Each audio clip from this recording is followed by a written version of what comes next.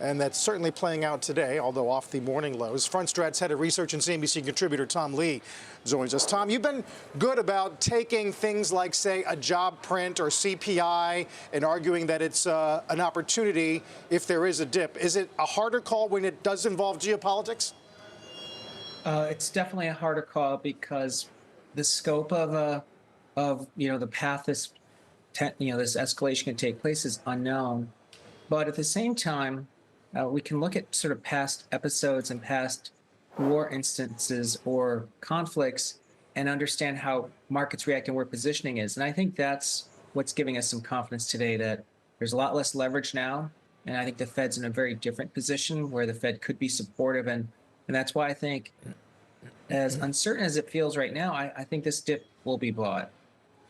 Does it create downside risk for your year-end target, let's say? I think when you move beyond the 1 month, even 3 month, or even 6 month timeframes, I don't think that these actually affect the trajectory because, the drivers of our year-end target are this recovery in corporate profits, the upturn in business confidence measured by ISM, the fact that consumer leverage is still quite low, and that monetary policy is actually supportive of the business cycle. So I think these things all are still at play between now and year end. And, I think our 5,200 target is too low, but I think it's still too early for us to raise our target as well. Yeah, I mean, I read your note over the weekend, I cited it. A lot of it does rest on this idea that the Fed is in a very different mode. And as you referenced, they're sort of in easing mode. But the story, Tom, has been that they are not going to be able to ease so easily or so quickly. And today's retail sales data only adds fuel to that fire. So I do wonder how much of your thesis depends on the Fed cutting this year. Sarah, I think it's important for the Fed to be dovish this year. And in terms of how many cuts they do, I know there's going to be a lot of debate about, well, is it 3 cuts or is it 2 or 1?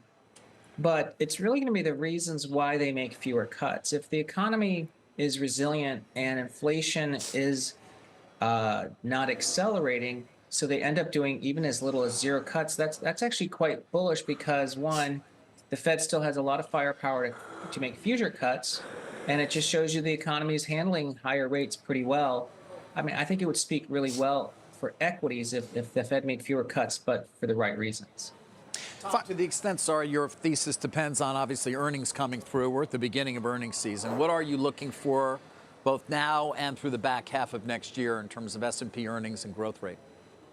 Well, earnings in the fourth quarter that was reported 3 months ago came in close to 8% above expectations. That's already flowed through into what we expect for 2025. First quarter's already looking pretty good.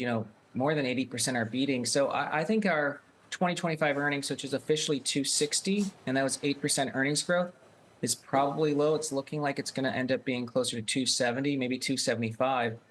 That's a $15 higher earnings for next year just because of the strength of earnings we're seeing now. So I think profits are coming in pretty well. I mean, inflation's cooling, but companies are still finding operating leverage. Hey, finally, Tom, I'd love to get your thoughts on where you think the labor market goes from here.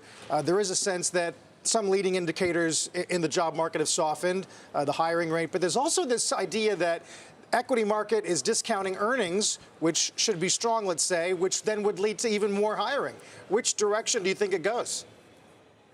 I think the job market kind of seems to be in a sweet spot because it's managing to grow. The Phillips curve doesn't seem to be driving an acceleration of wage inflation. I think it's because, companies have actually held on to a lot of folks. They've been allowed to let those people go now because, COVID restrictions, et cetera. And I think what we're seeing is it's easier for businesses to find replacement workers, so that's creating a job market that feels a little more two-way. I think that's actually quite constructive because now you can have proper positions filled. I don't think the job market is the reason the Fed would be raising rates. So I think it's actually in a sweet spot right now. Tom, appreciate it. Obviously, what an eventful couple of weeks we're in the midst of. I'll talk soon. Tom Lee. Thanks. As we had to break, the oil market looking past those geopolitical fears with prices